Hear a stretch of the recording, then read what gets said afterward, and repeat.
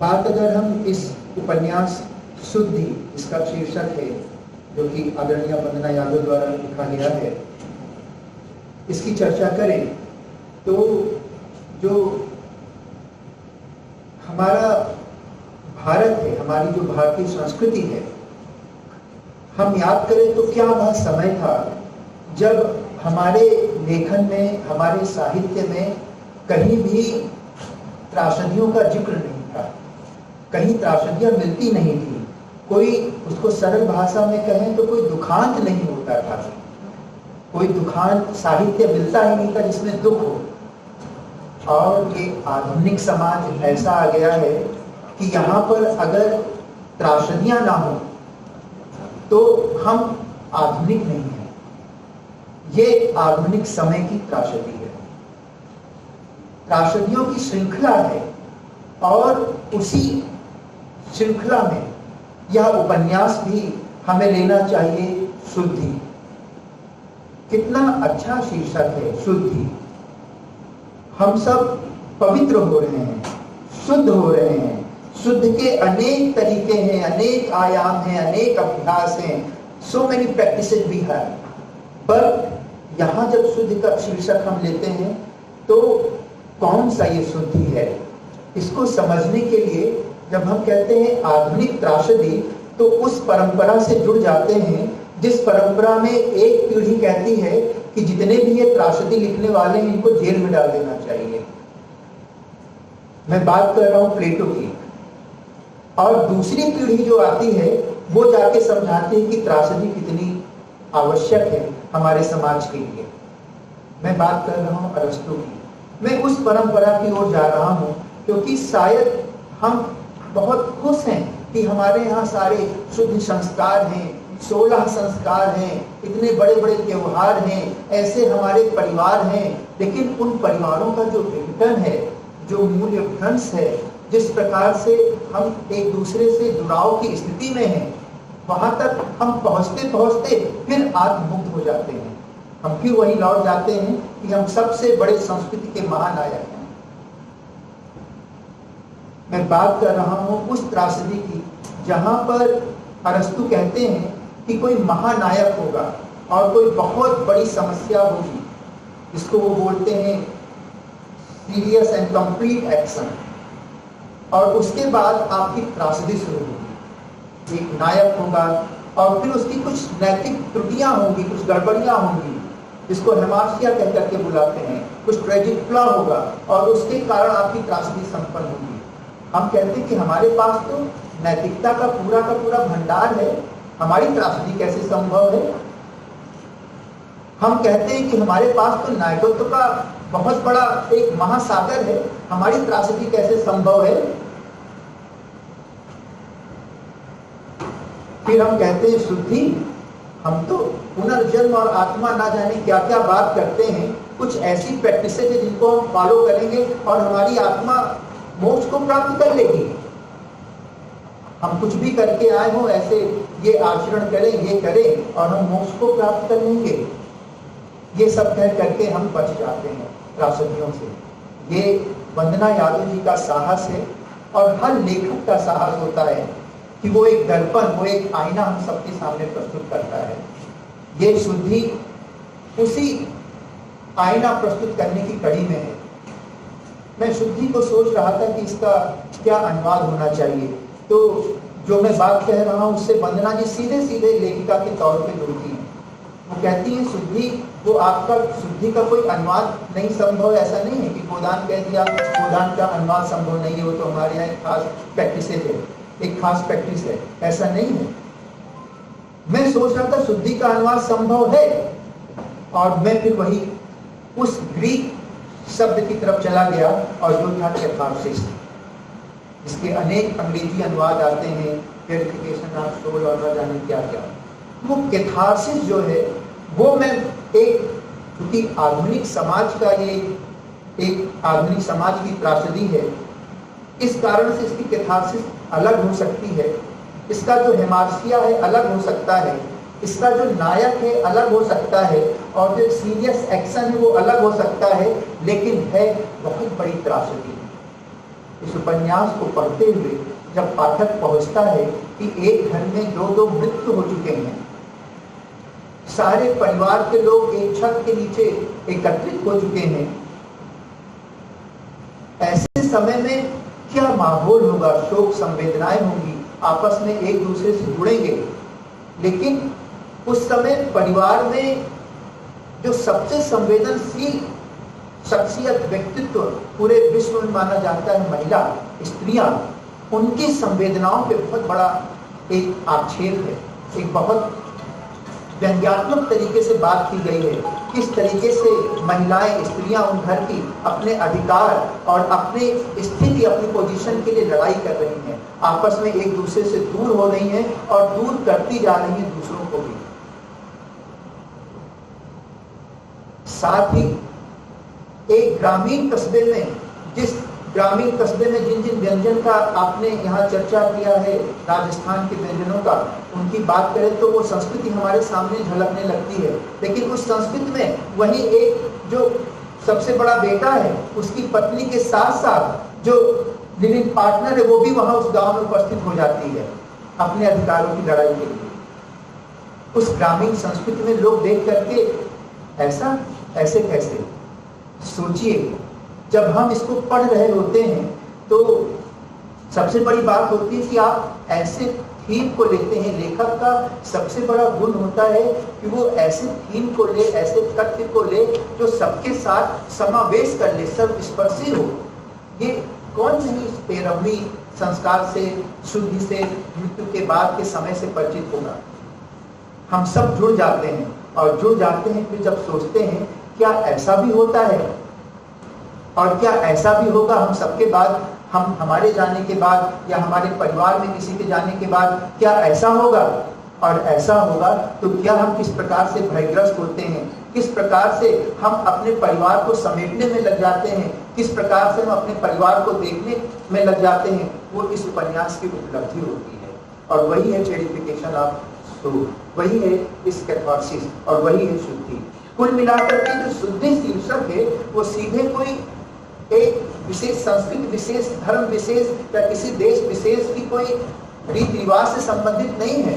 शुद्धि एक पूरे परिवार, इस उपन्यास में जो परिवार है उनको ही केवल बोध नहीं हो रहा है, बल्कि एक पाठक के मन की शुद्धि है, एक पाठक के मन को शुद्धि की ओर ले जाती है ये किताब शुद्धि। कुल मिलाकर के ये शीर्षक शुद्धि एक प्रतीकात्मक जो शैली है उस तरफ हमें सोचने को बाध्य करती है। दूसरी जो सबसे बड़ी बात है इस उपन्यास की, जब मैं पढ़ रहा था तो इस उपन्यास में कुछ अंश में पढ़ता हूं इन त्रासदी से गुजरते लोगों के बीच में। दो चरित्र हैं इसमें, एक संभवतः नेहा नाम है और एक बहू है। दोनों प्रगतिशील हैं, अच्छे मन मस्तिष्क से जुड़े हुए हैं। तो विषय आता है कि अब 13वीं की नहीं, अपने घर को शुद्धि की जरूरत है। यहाँ तो एक के बाद एक अनहोनी हुए ही जा रही है। कुछ तो ऊपर वाले की चाही हुई हम भुगत रहे हैं और बाकी बड़ों की बुद्धि घास चलने चली गई है। इसका नतीजा परिवार आने वाले समय में भुगतेगा। एक अनहोनी के बाद दूसरी अनहोनी। जो लेखिका है, जो उपन्यासकार है, किस तरीके से प्लॉट को बुनती हैं। आप सोचिए कि कैसे प्लॉट बढ़ता है, इसका कथानक जो है वो कैसे बढ़ता है। एक मृत्यु घर में हुई है और उसी के कुछ समय के बाद दूसरी मृत्यु हो जाती है और उपन्यासकार को समय मिल जाता है और उन 13 दिन हमारे बढ़ जाते हैं, 13वीं का समय बढ़ जाता है और इस प्रकार से उपन्यासकार के उपन्यास की सीमाएं भी बढ़ जाती हैं। उपन्यास की जो संभावनाएं हैं वो और बढ़ जाती हैं। ये एक अनहोनी के बाद दूसरी अनहोनी, ये उसकी ओर संकेत है कि एक अनहोनी हुए ही जा रही, एक के बाद एक अनहोनी हुए ही जा रही है। पंडित जी भी कह रहे थे कि शुद्धि पाठ करवाना ही पड़ेगा। उसके बाद एक नैना, नेहा नहीं नाम है, नैना नाम है। नैना को शुरुआती स्कूल के दिन याद आ रहे थे जब मेरुदंड के बारे में उसने पहली बार पढ़ा था। शरीर विज्ञान और जीवन शास्त्र का मर्म उसे बड़े होने पर समझ आया कि रीढ़ की हड्डी के बिना इंसान का शारीरिक ढांचा और व्यक्तित्व दोनों खड़े रहना असंभव है।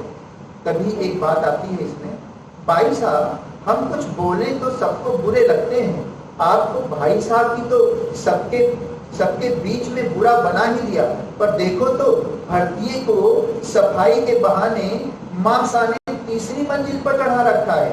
अब ये लोग यहाँ रहेंगे तो सारी चीजों को हाथ भी लगाएंगे और इनकी हाथ लगाई चीजें आप और हम काम में भी लाएंगे, धर्म भ्रष्ट हो जाएगा हमारा। तो पार्वती ने बुजुर्ग पीढ़ी पर संस्कारों का जाल फैलाना शुरू कर दिया।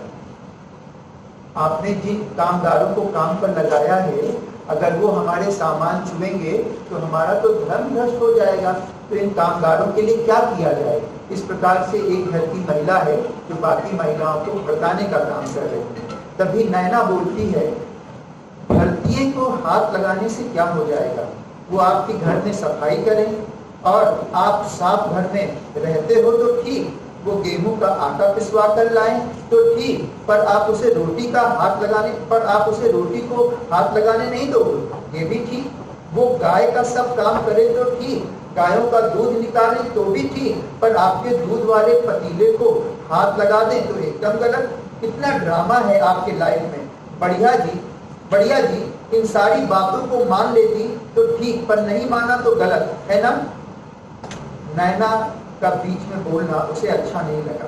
पार्वती उस पीढ़ी की नुमाइंदगी करती है जहां युवाओं के तर्क संगत सवाल करने पर प्रताड़ित करने की परंपरा चली आ रही है। इस प्रकार से पीढ़ियों के बीच में जो अंतर है हम सभी के परिवारों में होता है, परिलक्षित उसको दिखाने का जो लेखिका का तरीका है इस पूरे उपन्यास में पढ़ा जा सकता है। इस प्रकार से एक पीढ़ी तर्कसंगत तरीके से बातों को रख रही है और दूसरी पीढ़ी अपने तरीके से उन बातों को दूर करने का प्रयास कर रही है। आगे बोलती है, पता है माँ आप लोगों के इन्हीं ड्रामों के कारण मैं यहाँ नहीं आती। बढ़िया जी उम्र में कितनी छोटी हो आप पर वो आपसे ज्यादा मॉडर्न है। पापा की डेथ के बाद आप लोग तो मुझे और मम्मी को घर की नौकरानी बना कर रखते।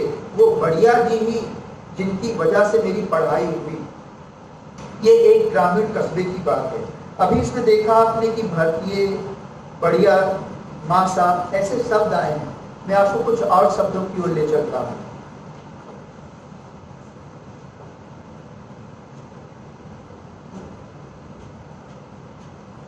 आदरणीय अलका जी आई हैं, स्वागत है।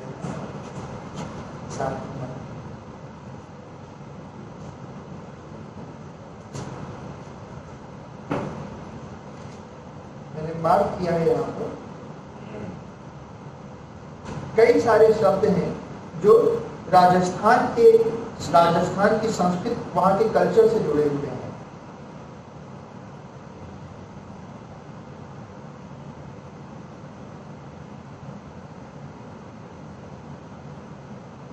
उसकरिया लोग लाज का ही लिहाज कर ले, सीमा बीनड़ी और पोते पोती को बुलाया ले, हंसी मत हुआ गांव में। वैसे ही सारा समाज हमारे बारे में बात कर रहा है। मैं बस एक बात जानूं कि सीमा और बच्चों को आना चाहिए। तो इस प्रकार से जानूं, भाई साहब, माँ साहब, कैसे कई सांस्कृतिक शब्द आए हैं जो कि मैं मानता हूं कि आने वाले समय में लेखिका जो आंचलिक एक अंचल विशेष को भी और अच्छे से अपने उपन्यासों में, अपने लेखन में ला सकती हैं। यहाँ पर मैं बात करूं कि किस प्रकार से जो संयुक्त परिवार जब एक ही छत के नीचे आ जाता है और स्त्रियां अपने अधिकार और स्थिति की तलाश में आती हैं, तो किस प्रकार से जो भारतीय संस्कृति जानी जाती है संयुक्त परिवार के लिए, और वहां पर कोई संयुक्त परिवार दिखता नहीं है आपको। कई इस प्रकार से कई ऐसे प्रसंग आते हैं।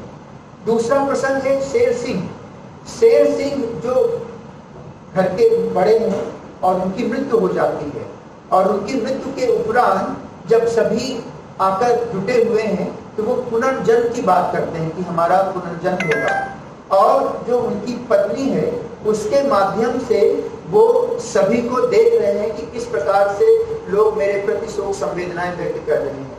वहां पर शोक संवेदनाएं व्यक्त करने का तो यहाँ तक मामला है कि एक नेताजी हैं, वो प्रायः वोट मांगने आते थे, जो इस बार मुखिया के घर के चले जाने के बाद वो आए नहीं, जानते कि अब तो घर की क्या स्थिति होगी। तो ऐसे में वहां पर ये उलाहना दी जाती है कि अब की बार नेताजी आए और जीत के दिखाएं, क्योंकि हमारे यहाँ इतनी बड़ी दिक्कत हो गई है और नेताजी नहीं आए हैं।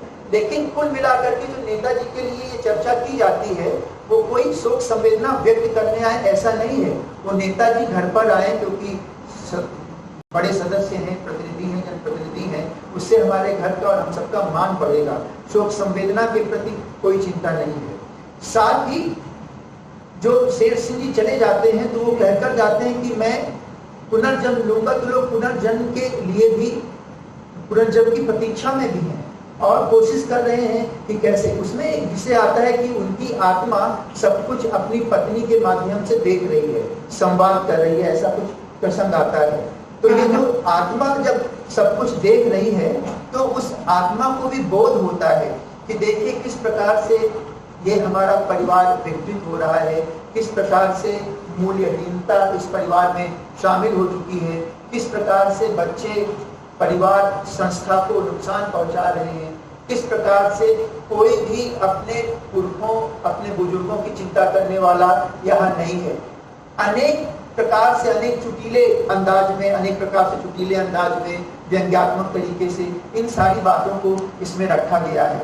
लेकिन ये जो आत्मा की जो दृष्टि है, एक आत्मा के देखने की दृष्टि है जो पत्नी के माध्यम से सारी बातें कर रही है, और उसके साथ साथ यहाँ जो घर के एक बड़े मुखिया हैं और एक समूह है। यहाँ पर नायक कोई एक व्यक्ति नहीं है परिवार में, वो एक सांस्कृतिक समूह है। वो जो घर के लोग हैं वो सारे लोग मिल करके धीरे धीरे इस बात का एहसास करते हैं कि जो छल का भाव मेरे लिए, भाभी शाह के लिए या इनके लिए मन में है, वही भाव मेरे प्रति इनके मन में भी है। हम सब सच में कितने दूर हो चुके हैं। इस प्रकार का बहुत ही सटल तरीके से, एक जटिलतम तरीके से एक पाठक इस बात को भी महसूस कर रहा है। जो आत्मा है वो भी इस बात को महसूस कर रही है कि मेरे जाने के बाद किस प्रकार से परिवार के हालात हैं, और उसके साथ साथ जो घर के लोग हैं, जो जिम्मेदार हैं इन सारी परिस्थितियों के, वो भी कहीं ना कहीं धीरे धीरे महसूस कर रहे हैं कि हमारे घर की स्थिति क्या है। यही जो बोध है, यही जो मानसिक शुद्धि है, यही जो आत्मिक शुद्धि है, असल में वो 13 दिन के बाद की शुद्धि यहाँ महत्वपूर्ण नहीं है, या 13 दिन के बाद जो 13 दिन बढ़ाए गए हैं लेखिका के द्वारा, वो शुद्धि महत्वपूर्ण नहीं है। ये शुद्धि कब होगी ये महत्वपूर्ण है। और मेरे ख्याल से अगर लेखिका का वत्सलता इस उपन्यास को एक स्वाभाविक उपन्यास न बनाने की जिद होती तो मेरे ख्याल से ये 13 दिन बढ़ाती रहती। लेकिन ये 13 दिन नहीं बढ़ाए, क्योंकि पाठक जो इस उपन्यास को पढ़ रहा है वो निश्चित रूप से सजग है, चीजों को समझ रहा है। भारतीय संस्कृति, अपने परिवार, अपने समाज, अपनी ग्रामीण सभ्यता के प्रति प्रेम है, अपने सदस्यों के प्रति प्रेम है। तो कहीं ना कहीं उस शुद्धि तक अवश्य ही वो पाठक पहुंच जाता है, जिस शुद्धि की बात लेखिका वंदना यादव इस उपन्यास के माध्यम से करना चाहती है। क्या मुझे कुछ और कहना? तो इस प्रकार से ये उपन्यास कई बातों को कहता है। मैं इस उपन्यास का एक अंत पढ़ना चाहता हूँ, और जो बहुत ही इतना प्रचलित हो गया है जिसकी अब समझ हमारी कुंठित हो गई है, लेकिन फिर भी वो पढ़ा ही जाता है शुद्धि के समय, कि आंगन में तीनों मृतकों की मुक्ति के लिए हवन हुए, और अंत में पंडित जी ने गीता का श्लोक पढ़ा, नैनम छिन्दन्ति शस्त्राणि नैनम दहति पावकः न चैनन क्लेदयन् त्यापो न शोषयन्ति मान्यः। राम बच्चन आंगन में आया, हाथ जोड़े और चलने से पहले राम प्यारी के पांव छूकर आशीर्वाद दिया। प्रणाम मामी साहब, इस उम्र में आप इतनी हिम्मत कर रहे हो तो मुझे भी कुछ परिवर्तन तो करने ही होंगे, कुछ परिवर्तन तो करने ही होंगे। इसमें एक महिला है जो बहुत वृद्ध है, बहुत वृद्ध है, और ये जो एक जिस प्रकार से सकारात्मकता को लेखक को एक्सप्लोर करना चाहिए, ढूंढना चाहिए कि हमारे समाज में सकारात्मकता कहाँ है, वो नैना एक जो प्रगतिशील लड़की है उसके माध्यम से लेखिका नहीं दिखाती है, बल्कि एक वयोवृद्ध महिला है राम प्यारी जो कि 90 पार की उम्र की है, वो किस प्रकार से तरक्की पसंद है, किस प्रकार से संवेदनशील हो रही है और किस प्रकार से अपने को सुधार कर रही है। अगर कुछ गलतियां भी कर चुकी है तो उसको सुधार कर रही है। वो राम प्यारी का चरित्र भी इस उपन्यास में महत्वपूर्ण है। फिर हाँ, जो ये कैरेक्टर यहाँ पर कह रहा है कि तो मुझे भी कुछ परिवर्तन करने ही होंगे, मैं अपने विभाग से शुरुआत करूंगा। वह पलटा और अपनी गाड़ी में सवार हो गया। हवन से पहले हुई बरसात ने गर्मी कम कर दी। रेगिस्तानी रेत आसमान तक उड़ना भूलकर कुछ समय के लिए धरती पर बैठ गई। गाड़ियों का काफिला जब पहुंचा था उस समय हर ओर धूल हो गई थी, मगर वापसी के समय मिट्टी नहीं हुई। इस बार आसमान बिल्कुल साफ था। शांति से 20 गाड़ियों को जाते देख राम प्यारी को गांव में हरियाली की धूप चल गई। 20 गाड़ियों को जाते देख राम प्यारी को गांव में हरियाली की धूप चल गई। यही है।